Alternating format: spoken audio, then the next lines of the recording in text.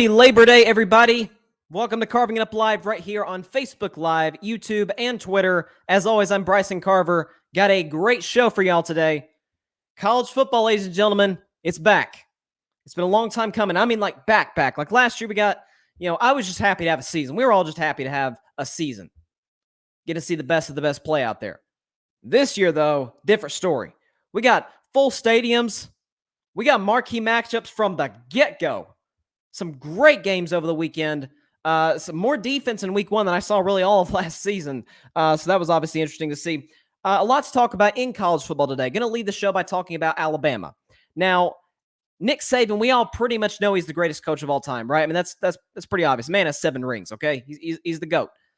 But I think their win against Miami Saturday evening showed me why, once again, this is the difference between great coaches and once great coaches who turn into good, but not what they used to be. Going to get into that to start the show. Also, big blow to my Dallas Cowboys. Zack Martin is it's looking about 95% certain he is out for Thursday's season opener against the Tampa Bay Buccaneers. I'll discuss that in a little bit as well. Also going to talk about DeAndre Jordan.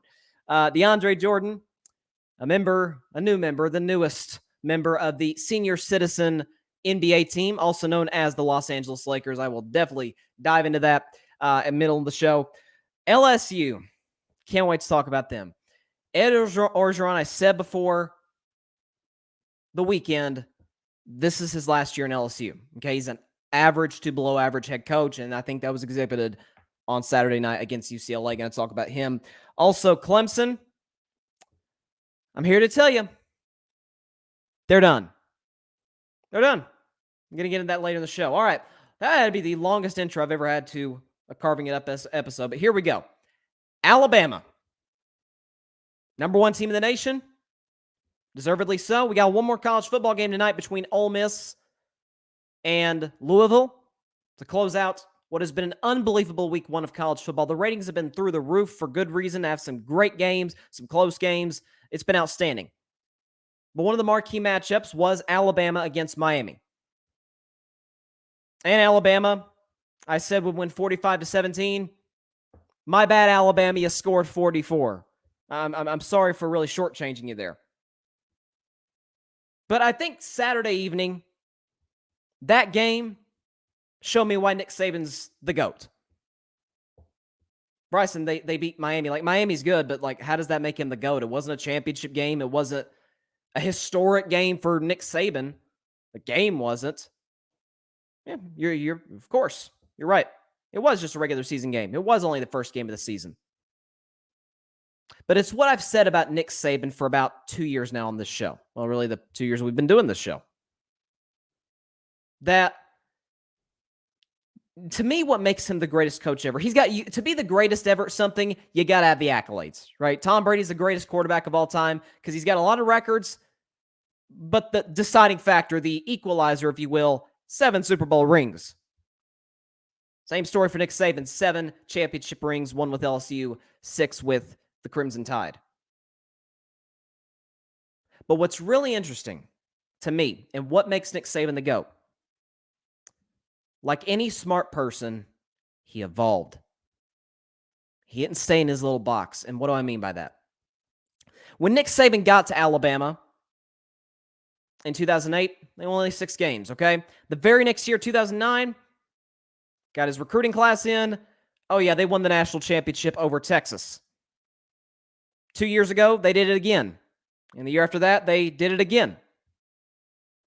But then in 13 and 14, came up short. 13 obviously lost in the infamous kick 6 game. In my view, the greatest play in college football history. It was awesome. The Iron Bowl in 2013. If you've never seen the play, I'm sorry. You need to look it up on YouTube. And then the very next year, Alabama was dominant once again, but they got beat by Ohio State. And Urban Meyer and Zeke Elliott ran wild on that defense and sent Alabama home. And Alabama won again in 2015, but it felt like teams had caught up to them. Clemson, Ole Miss beat them that season. Right? You have Michigan State who made the playoff. Again, Ohio State had just beaten them the year before. They didn't look as invincible. We knew they were still great, but they didn't look, come on, nobody's going to beat that team. Wasn't that story? Until Nick Saban realized this game is changing. Like we need to change with it. And change he did. Because in comes Jalen Hurts. Jalen Hurts can throw it. He can run it. Wasn't the classic Alabama quarterback that was a game manager, A.J. McCarron, right? Broke some Alabama records, but that was mostly because of longevity, and obviously having some unbelievable wide receivers headlined by Amari Cooper. But you had Jalen Hurts. And you had some good running backs, right? Damian Harris, he's in the NFL, right? Bo Scarborough, good. But it was like after Derrick Henry got drafted into the NFL, he left Alabama, got drafted by the Titans in the second round in 2016. Nick Saban realized, the game's changing. There's a lot of young quarterbacks coming up with these teams, not just in our own conference, but around the nation. And ironically enough, Alabama falls short that year in the national championship to a Clemson team which had an elite quarterback, Deshaun Watson. And so in 2017, Jalen Hurts is back. And they lose only one game in the regular season. In the Iron Bowl against Auburn, snuck into the playoff as the 4 seed, took care of Clemson in the semifinal game. And they get to that championship game against Georgia. And Georgia goes into the locker room at halftime up 13-0. Alabama can do nothing. And Nick Saban says, okay, we're pivoting. We're pivoting. Our system is changing right now. And a short kid by the name of Tua Tagovailoa comes in and throws 3 touchdowns in the second half and overtime, including the game winner. The running game didn't win Alabama that game. They made a lot of mistakes defensively. Tua made some mistakes. Had a huge sack before the game-winning touchdown. And so 2018 comes in, Tua's the guy. Heisman finalist. Alabama falls just short in the national championship to a guy named Trevor Lawrence. Okay, there's no shame in that. And in 2019, they got injuries to the quarterback. And all of a sudden, normally that wouldn't affect Alabama that much, right? You could just pretty much slide any quarterback in. Well, it does now in college football. And it did then in 2019, and Alabama didn't even make the playoff. Last year, you have Mac Jones. While I'm not a Mac Jones guy, can't deny what he did last year. Played exceptionally. In a college football season where it seemed like defense was extinct. I mean, nobody, even Alabama didn't have a great defense. There was a lot of bad defensive football last season. So it's going to come down to who scored the most points. And Nick Saban said it's going to be us. We're going to recruit quarterbacks here at the University of Alabama. And recruited a kid by the name of Bryce Young, 5'11", kind of slim. And first start, 27 for 38, 344 yards, no touchdown, a quarterback rating of 94. So Alabama changed the way they did things. Nick Saban won those first 3 national championships on what? Run game and defense. But when the game, you still need to be able to run the ball. It's not as important in college as it is, say, in the NFL. Like the NFL, you almost have to be able to run the ball. We saw what happened to Kansas City. The best quarterback in the league, Patrick Mahomes, he needed a running game to fall back on, and he didn't have that. And defensively, you still need to be able to play defense. Look at Oklahoma against Tulsa the other day. And Alabama, what they did is they evolved. They didn't say stuck in their ways. They weren't Bill Belichick. It drives me crazy when people say that Bill Belichick is the greatest coach of all time. The number one reason I say is, what the heck has he done without Tom Brady? He's done nothing as a head coach in this league without Tom Brady. In the 8 years, he hasn't had Tom. 1 playoff appearance. 1. That's all he's done. He's done nothing. And the second reason for that is when Bill Belichick's looking all around the league, you see these young quarterbacks coming in.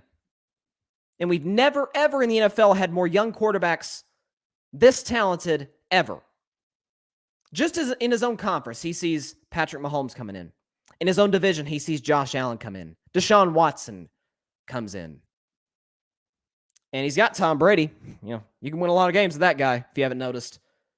But the difference is those guys had weapons on the outside. Okay, they had dudes that could separate. They had running game, offensive line, defense, all of which deteriorated over the last 3 years that Tom Brady was in New England. Belichick stayed stuck in his ways. And last year, Tom Brady left, and Belichick did the way it's always been done in New England, right? A Patriot way. All of our players pretty much talk exactly the same. Watch any interview of any Patriots player, and they all say the same old cliches. They all sound exactly the same. Devin McCourty and James White, David Andrews, who was there. They just all sound the same. And they went 7-9. And their quarterback left, Tom Brady, and got to be himself more. Yeah, he won the Super Bowl. Nick Saban didn't make that same mistake that Belichick did. His good friend, by the way. They're good buddies. But when people ever try to put Belichick in the same sentence as Nick Saban, it drives me crazy.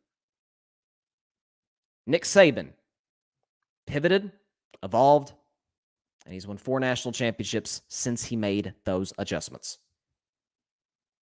Since he went into a more quarterback-reliant offense. Because look at college football. That's what it is. Okay, if Oklahoma, albeit he didn't play very well, but if Oklahoma didn't have Spencer Rattler, I mean, good. They'd win 8 or 9 games, but they would not be in the national championship conversation. Okay, when you look at teams like Ohio State, this young quarterback they have coming in, never thrown a pass in his college career. Like Bryce Young, by the way. Looked outstanding. It is a quarterback sport, college and pro. And Nick Saban adjusted that, and Belichick didn't. Good on you, Nick Saban.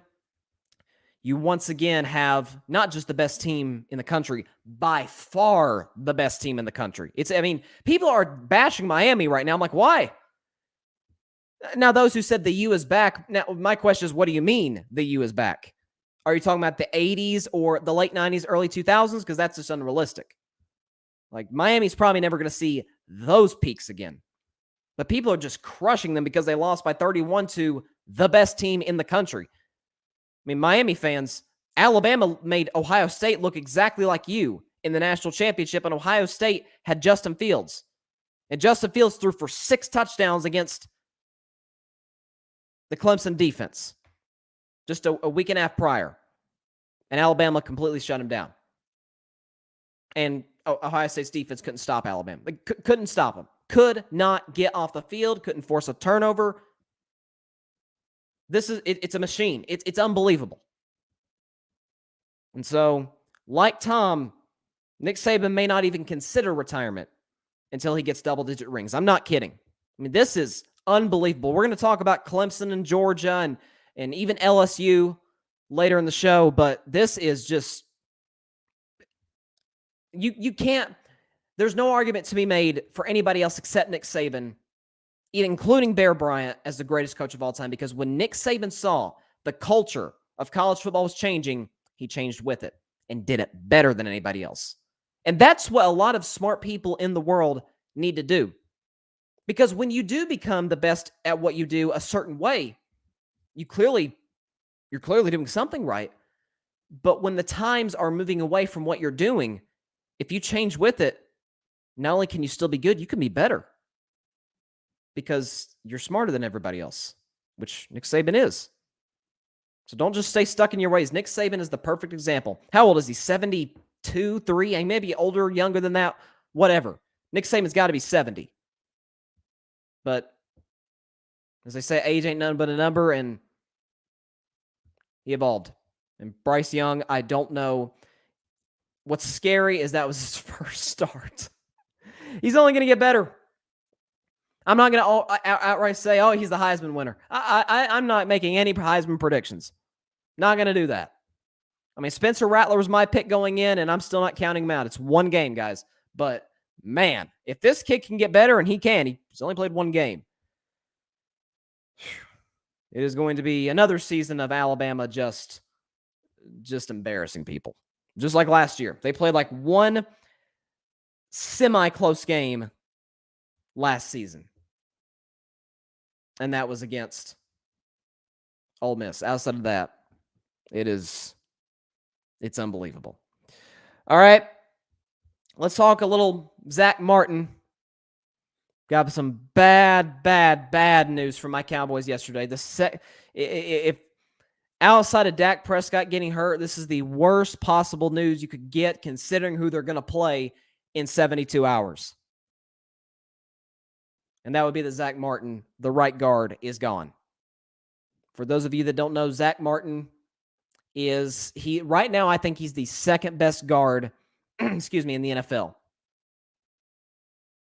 Okay, Quentin Nelson to me is the best. Quentin Nelson is a freak. He's unbelievable.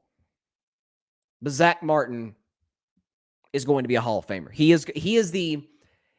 along with Tyron Smith are the only two Cowboys I can say right now without a shadow of a doubt they're going to wear golden jackets. They are going to be Hall of Famers. I mean, Zack Martin, he's that great. He's probably still the best run blocker in the league. He's a good leader. Like, that offensive line goes as Zack Martin goes. And he caught COVID-19, unfortunately. He is vaccinated, but he caught COVID-19, and about a 95% chance he's out for Thursday night against the Bucs. I say 95. They have not officially ruled him out, but they're saying he's close to out as possible without actually being out. So there goes Ezekiel Elliott's primary run blocker when the Cowboys obviously run right. And there goes a guy to protect Dak Prescott playing his first game in 11 months against a Tampa Bay defensive line, which gave Patrick Mahomes more than he could handle for all 60 minutes of Super Bowl 55. That was a long night for Patrick Mahomes. I'm not saying it's going to be a long night for Dak. Tyron Smith is healthy. Lyle Collins is healthy. Both his tackles are fully healthy for the first time really in 2 years, which is huge for Dak Prescott. But this, ladies and gentlemen, is huge because I just saw, not that long after the Zack Martin news broke, some news broke for Tampa Bay, and Ndamukong Suh has been taken off the COVID-19 list. Now, Connor McGovern is most likely to start at right guard. It's kind of his natural position, which is good, but he is nowhere near what Zack Martin brings to the football team. In my opinion, he's the best player on the team. You guys know how much I love Dak. Heck, I'm wearing a Dak hat right now. Y'all know how I feel about him. But Zack Martin's the best player on this team. Not the most important, but the best. The one guy he's going to the Hall of Fame. And Ndamukong Suh is going to be on that right side against a young player, a backup. And so, thankfully, I guess the silver lining for Dallas, it's on Dak's eyeside. He's a right-handed quarterback, so he's going to see him out of his peripheral vision. Right, Ndamukong Suh giving him trouble on the inside. That's the only silver lining. But this makes things a lot harder for the Dallas Cowboys, for Dak Prescott. I do think Dallas still can, not saying will, can win this game. I checked the Vegas line, and I'm kind of surprised that the Vegas line really hasn't moved ever so much. It's now -8. Dallas's favor -8. Excuse me, Tampa's favor -8 to win that football game on Thursday night. But that is a monumental loss for the Dallas Cowboys. I can't believe nobody's talking about it as much as it feels like. I mean, that's huge. So hopefully Zack Martin, prayers to him. Hopefully he can get well soon and be back for the Cowboys in time for their second game 13 days from now against the Los Angeles Chargers. But that's a big one. That is a big one. All right. Let's talk DeAndre Jordan. DeAndre Jordan has been signed by the Los Angeles Lakers. This team gets older and older and older.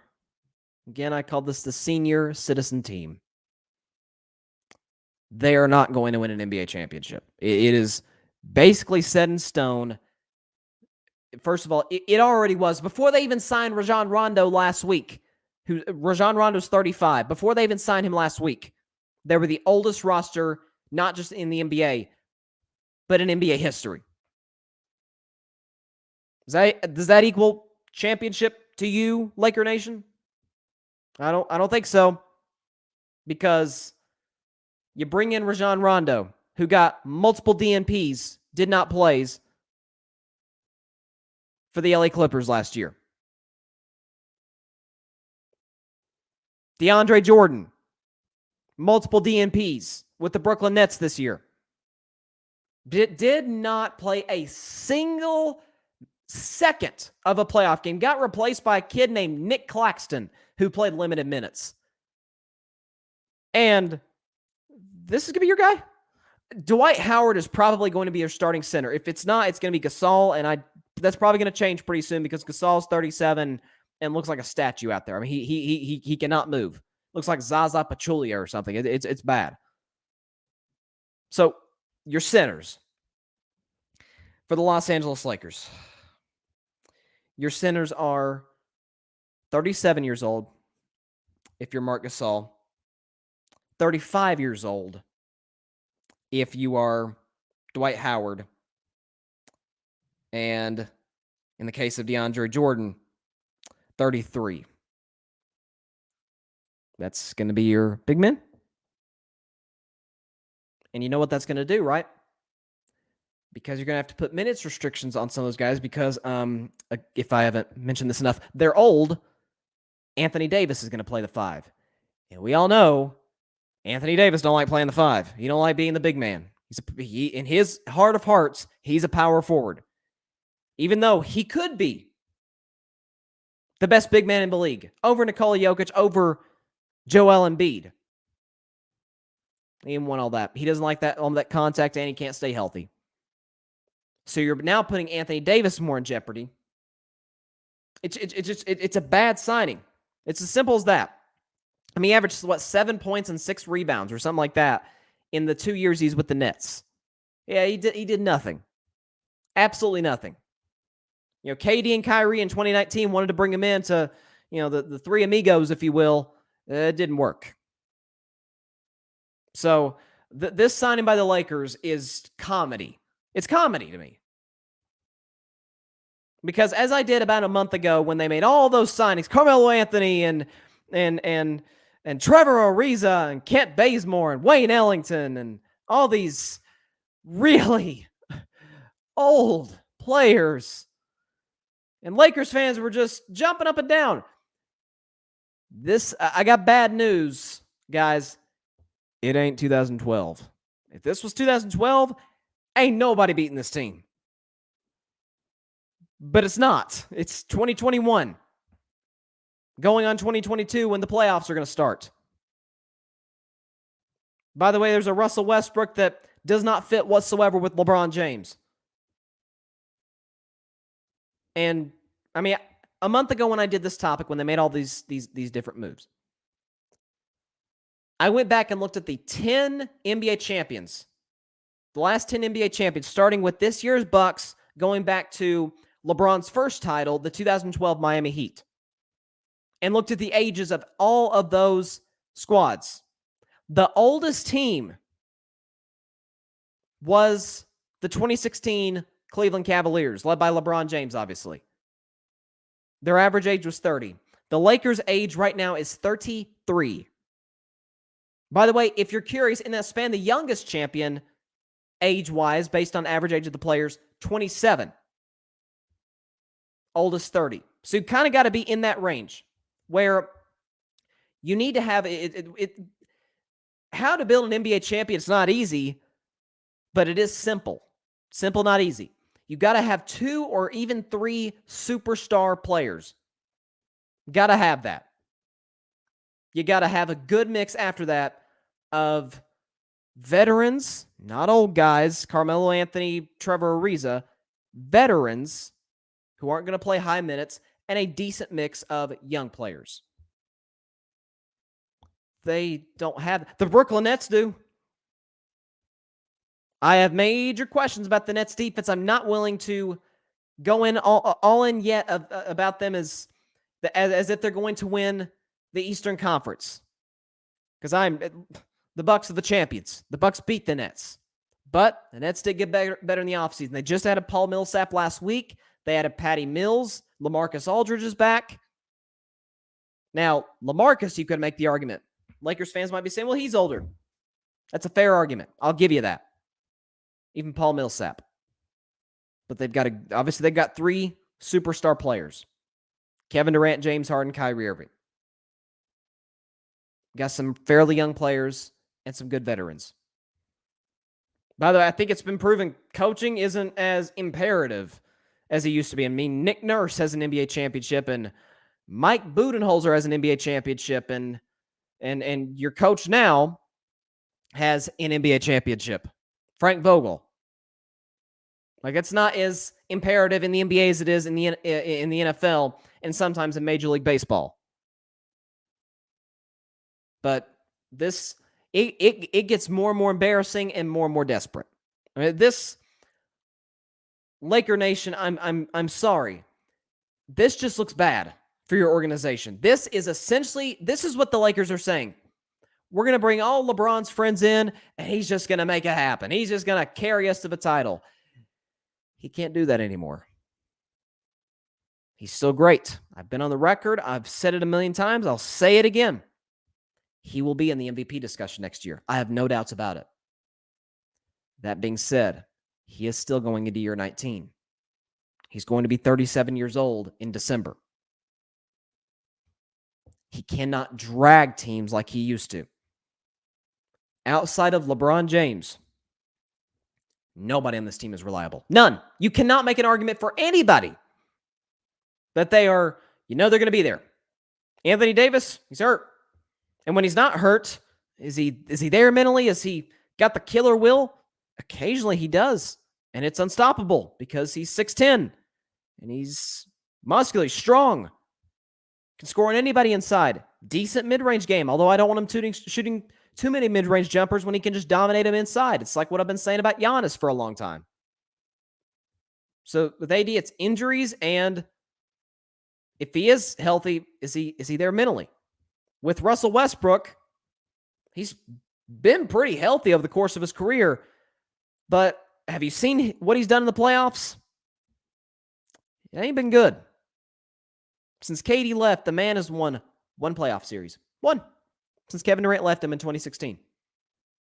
Trevor Ariza, number 1, he's 36 years old. Number 2, you're talking about the same Trevor Ariza that in a Game 7 of the Western Conference Finals back in 2018 when he was 3 years younger against my Warriors, he scored the same amount of points you and I did.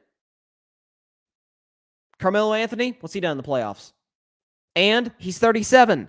He can still play, but I'm not relying on Carmelo Anthony to be that dude in the last 5 minutes of a basketball game. Kim Bazemore is going to drive y'all nuts, Laker Nation. He's going to drive y'all nuts. He's going to miss a lot of open threes. Malik Monk, he's never been to the playoffs. He's never been on the stage. Taylor Horton Tucker, really? 21 years. He's a baby. He's a kid. He's never really been relied on. Marc Gasol's old. Dwight Howard, although I think he can make a positive impact for the Lakers, he's 35. DeAndre Jordan did not play a single second of the playoffs with the Nets. Not 1 second. They played 12 games in the postseason this year. He didn't play a second. But he's going to help you guys, right?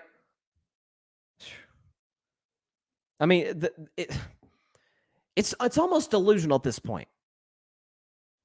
Listen, I can't wait for Christmas Day 2 to see the Lakers play the Nets. I think it's going to be a great basketball game. I really do. The NBA couldn't have done a better job putting the marquee game. That's the best game of the day. And I think they're going to play either before or after that again. Can't wait to watch it. It's must-see TV. But must-see TV does not necessarily mean championships. It just doesn't. So it is delusion 101 to actually think that DeAndre Jordan and Rajon Rondo, who did nothing in the playoffs this year are going to make a big difference.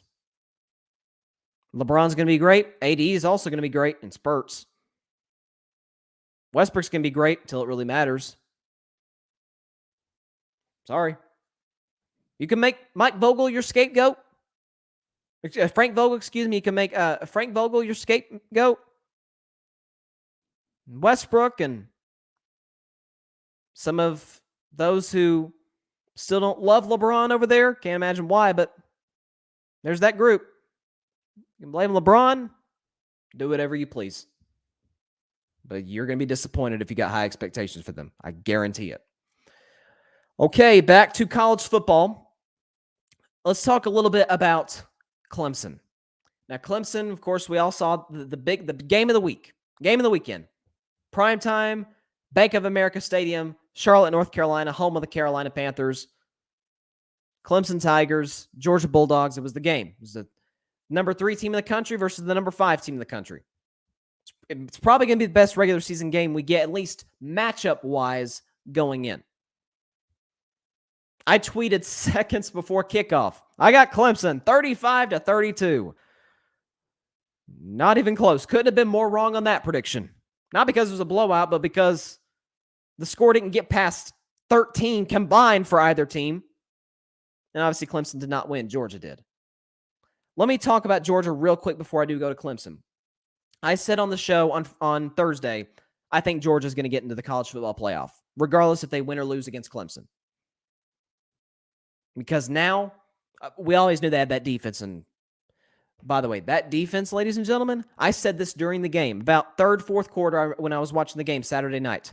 I'm like, those dudes are going to be playing on Sundays. Those dudes are going to get drafted. They're going to be playing a lot of Sundays. That defensive line, they look like NFL players already. How about 7 sacks by 6 different guys? Only one dude had 2 sacks.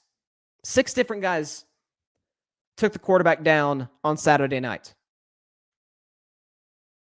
So this Georgia defense is great. Now, JT Daniels didn't play all that well. He'll get better. I like JT Daniels. I liked him when he was at USC. I liked that Georgia got him. That was a good pickup by them. And to me, what held Georgia back last year and why I picked Florida going into the season to win their division, the SEC East, is because Florida had a quarterback and Georgia didn't. It was really that simple. And obviously Florida had Kyle Pitts as well. That helps when you have a generational talent at the tight end position. That'll help you out. Certainly wasn't for devoid of talent, for lack of talent with the Georgia Bulldogs. It was just they didn't have a quarterback. And once JT Daniels was finally healthy, they were already out of the picture, the championship picture, at least by then. But they're 1-0. To me, when the AP poll comes out tomorrow, I expect Georgia to be 2 because Oklahoma's going to drop because they did not look good. They barely survived Tulane. Barely. Okay, I don't think Ohio State is going to drop, or excuse me, to jump into the top 2. I think they'll jump up to 3. So I think it'll be Bama 1, Georgia 2, Ohio State 3, and then Oklahoma probably is 4. Who knows? They may even put Texas A&M at 4. Who knows? But when I look at this, the main takeaway I have from that game is, man, Clemson is done. They're done. And I want to apologize. I talked about Nick Saban to start the show. I want to apologize, Nick Saban, genuinely, for thinking that Clemson was on the same level as you. They got you twice. I get it. One was by the skin of their teeth in the 2017 championship game, and one was because they had Trevor Lawrence, one of the greatest quarterback talents we've ever seen in college football. So again, genuine apologies, Coach Saban. Genuine apologies to the Alabama program. This coming from, well, actually, that's not saying much coming from a Tennessee fan. It's not a rivalry anymore. Come on. Had to throw a shot at my Vols there. But anyways, for Clemson, I got two points about this. The first one is their schedule. Now, we all know getting into the college football playoff, a lot of it has to do with strength of schedule. It just does. Who did you play? How did you look against them? Yeah, I remember the year I talked about when Alabama got into the playoff in 2017, right? When they snuck in as the 4 seed, despite not even playing in their conference championship game. And I argued at the time for Ohio State, despite them having 2 losses. But what cost Ohio State in the end? One of those 2 losses, they got smoked by Iowa. Iowa's a good team. They shouldn't smoke Ohio State. They did. It cost Ohio State. And they were out of the playoff. And so that stuff matters. So that game was huge on Saturday for Clemson, and it is by a country mile the best game they'll play all season long. Put up their schedule right now. Here you go. So obviously we all know they lost on Saturday against Georgia. From here on out, on Clemson's schedule, you got South Carolina State. They will obviously win that game probably with their eyes closed. I mean, they're not going to have any issues with South Carolina State. But after that, they've got Georgia Tech. Georgia Tech, ladies and gentlemen, lost to Northern Illinois. Lost to Northern Illinois. How about NC State? Really? That's going to be a tough game? Boston College. That's not going to be a tough game either. Syracuse, Pittsburgh, Florida State. By the way, mad respect to Florida State, how they played last night against Notre Dame. But they will crush Florida State. Louisville, UConn, Wake Forest, South Carolina. As a side note, the ACC is terrible. Outside of Clemson, and I'm not trying to make Clemson look mediocre because they're obviously not, but outside of Clemson, the ACC is straight garbage. Okay, the 10th team in America, North Carolina, lost to Virginia Tech. Duke lost to Charlotte. Okay, you look at, looking down the schedule, Northern Iowa beat Georgia Tech, as I mentioned. And Florida State's one chance to gain a little bit of credibility and help Clemson out a little bit. They lost and kind of blew it in overtime against Notre Dame. And so Clemson will not have another opportunity, probably even in the ACC championship game, because they'll get there to play a great team. Georgia's going to have plenty of opportunities. Okay? Especially once they get to the SEC championship game and they play Alabama. They will lose to Alabama, but they will still get in the playoff because nobody's going to hold that against them. Alabama's going to beat everybody. They're going to go 15-0. They're going to win the national championship. That's just how it's going to be. That's the lay of the land in college football. Something else, too, is Dabo Swinney. We put Dabo Swinney on a pedestal really quickly. Too quick, if we're being honest. Am I saying he's a bad coach? Of course not. He's an excellent coach. He's an excellent recruiter.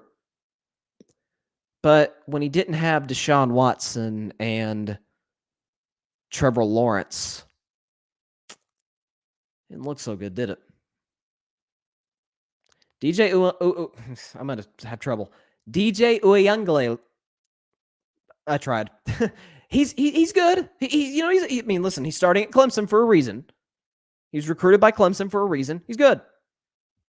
He's not on the level of those two. So when you don't have Deshaun Watson, who's a superstar quarterback, and Trevor Lawrence, who's going to be a superstar quarterback in the National Football League, it didn't look so good. And what has been something about, and maybe I should have noticed this quicker, but it certainly showed up to me Saturday night with the Clemson Tigers. Every time they've lost over the last few years, they've kind of lost the same way, haven't they? I mean, when you think about 2017, when they actually went undefeated and were the number 1 team in the college football playoff against that Alabama team that snuck in as the 4 seed in the playoff. Not only did they get smoked by Alabama, I remember this game, they just got pushed around by Alabama. Pushed around.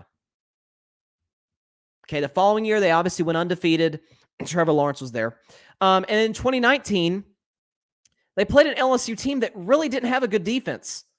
Like their offense, I mean, Joe Burrow that in itself says enough. He threw 60 touchdowns for crying out loud.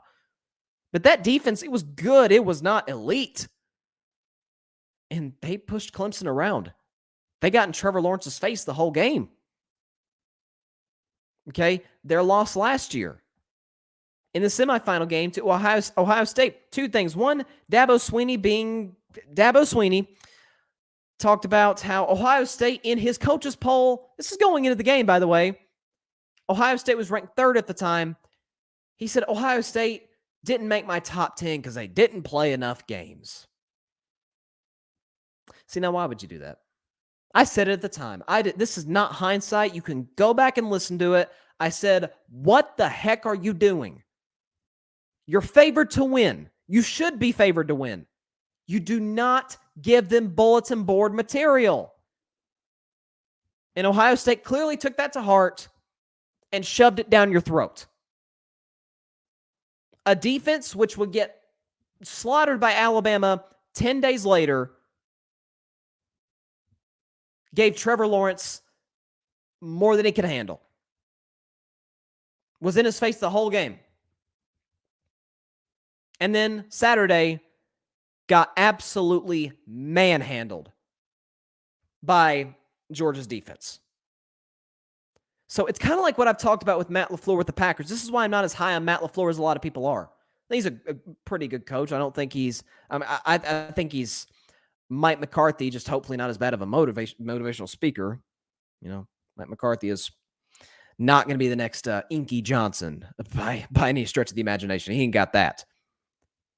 The point being, Matt LaFleur is a guy who every time the Packers have lost in his first 2 years there, they've lost the same way. They've gotten pushed all over the field by the Niners twice, and the Colts beat them that way last year, and the Bucks crushed them twice last year. They tend to lose the exact same way, and that's the case with Clemson. And we haven't really noticed it. Well, now we do. The one national champion. I'm going to get to another national championship winning coach who is not as good as Dabo. Okay, well, let's make that clear. He's not as good as Dabo. But one, because he had an elite quarterback. Dabo Swinney's 2 championships have came with Deshaun Watson and Trevor Lawrence. That's just the way it is. So, looking at their schedule, which is just cupcake, Alabama's a shoo-in. They're going to get in the playoff, right? We all know that. Oklahoma is going to get in the playoff. They always start the season looking a little disorganized. They'll get things straightened out. I don't know if they'll get their defense straightened out. They never have, but they'll get things straightened out. They'll win the Big 12. Nobody's really standing in their way. Iowa State was way overrated to start the season, and they showed they'll win the Big 12. And so, you know, look at Ohio State. Penn State could really give them problems in their division. Penn State could give them issues because Penn State's defense, I don't know if you saw them against Wisconsin, outstanding. On the road, mind you. But Ohio State is a better football team. They'll get in. So who's that 4th team? It's Georgia. For 2 reasons. One, they're not going to lose a game the rest of the regular season. They're not. Their toughest game is against Florida, and I'm not that high on Florida this year. They'll be 2nd in the SEC East, a division which is pretty much garbage. I mean, it's Tennessee, Kentucky, Missouri. That's not going to happen. And Georgia's going to lose in the SEC championship game against Alabama. That's what's going to happen.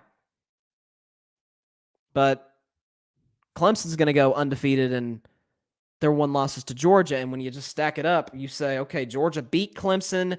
Their losses against Alabama. Clemson lost to Georgia.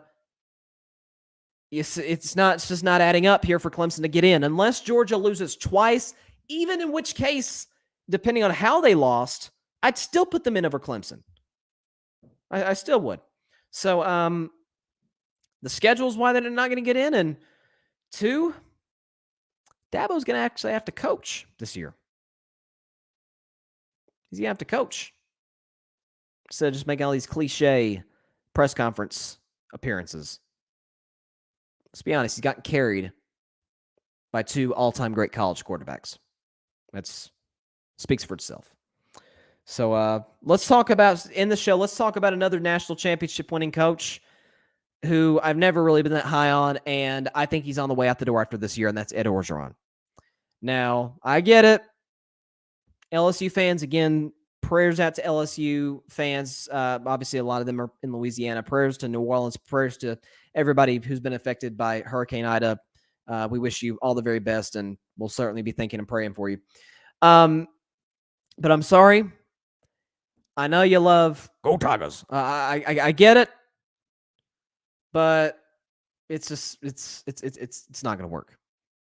First of all, since Joe Burrow and Justin Jefferson and Grant Delpit and all these great LSU players went to the NFL after they won the national championship 18 months ago, LSU's 5-6 in their last 11 games. Like they're below average.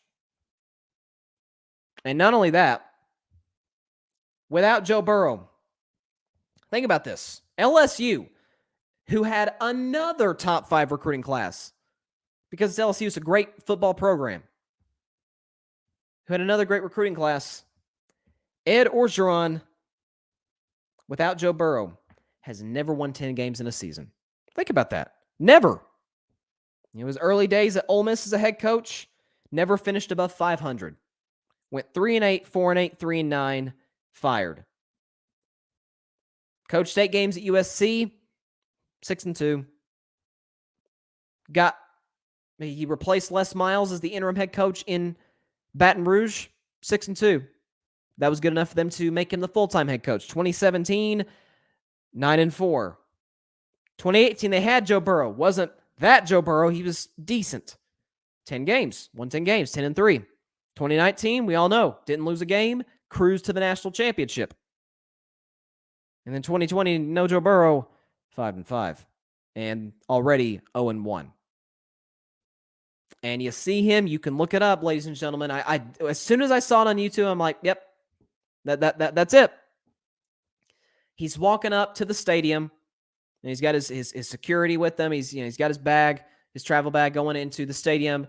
And there was an LSU fan. He obviously looked up. An LSU fan was talking smack, and Ed Orgeron was going back and forth with him. This is just Nick Saban's not going to do that. He doesn't care. Nick Saban could care less about what a kid in a UCLA t-shirt says. He doesn't. And what have I always said on the show? I've said it since the second ever episode of this podcast. I said, if you're going to talk smack, I have no issue with it, as long as you back it up. Because people saying, oh, they need to act a certain way. If you can back it up, I got no problem with it. No problem with it. That's why I hate this taunting rule in the NFL now. Hate it. I'm going to have probably multiple rants about it on my show this season. It's the only thing I'm not looking forward to this NFL season, which starts in 3 days. Let's go. But with Ed Orgeron, he's talking junk with a fan. I'm like, oh, what are you doing? What are you doing? And he's going against a head coach in Chip Kelly. Yeah, that's not close. I'm not been as high on Chip Kelly as some. I think he's a very good coach, not elite. Did a lot of great things at Oregon, obviously. Got him to a national championship. Got him that close to beating Cam Newton's Auburn team in that BCS championship game. And then went to Philadelphia, one playoff appearance. That's not much else. Went to San Francisco, 4-12. He's been with UCLA the last few seasons. And this is really the first team where he's been with his guys a long time. They build a culture, they build a camaraderie. And a lot of people believe that UCLA is the best team in the Pac-12. And that cannot be said, certainly, about LSU and the SEC. I get it, SEC is a tougher conference. I understand that. But I said going into the season, I think LSU is crazy overrated. I don't think they should have been ranked to start the year. I don't. I said in that division, the SEC West, Bama's going to win it, Texas A&M's going to come in second, and Ole Miss is going to jump up to third. I love what Lane Kiffin is doing at Ole Miss. He's doing an excellent job. But that's the reality with LSU. Ed Orgeron, he's likable. I like Ed Orgeron.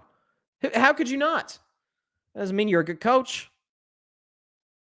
Doesn't mean you develop great schemes. What has he done without Joe Burrow? He's never had a 10-win season.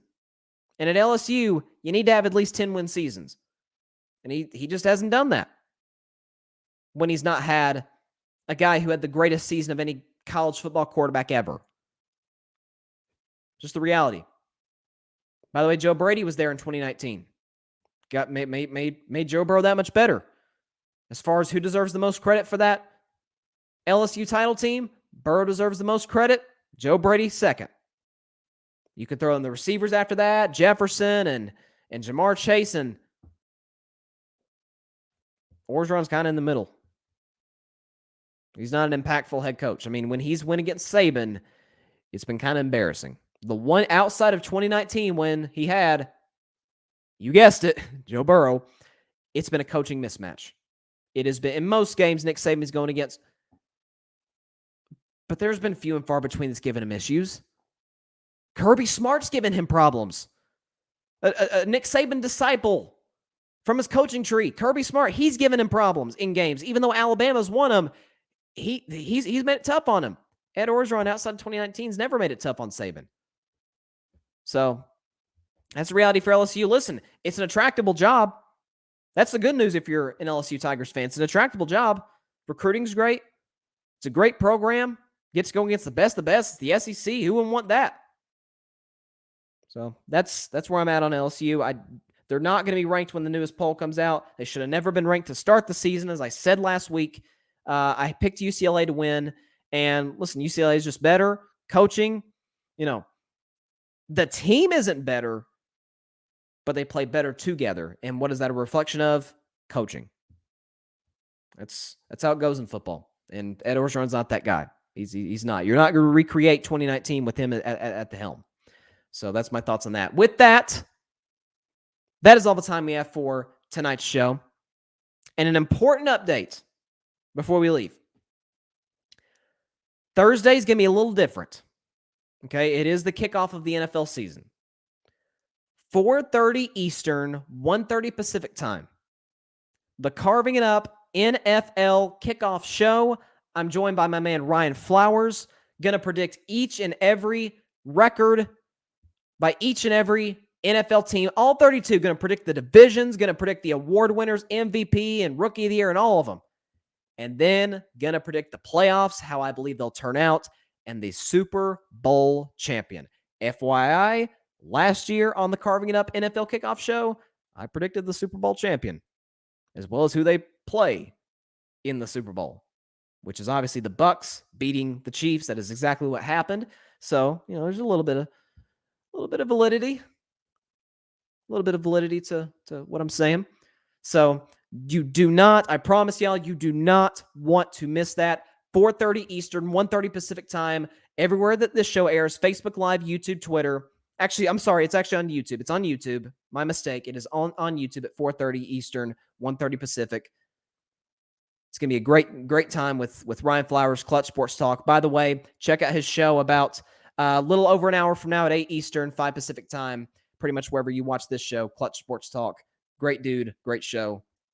Be sure to catch it. And at 6:30, right after the kickoff show, at 6:30, got a little special episode of Carving It Up. Matter of fact, a very special episode of Carving It Up. I will not be saying a word until we go live. With that, see y'all on Thursday.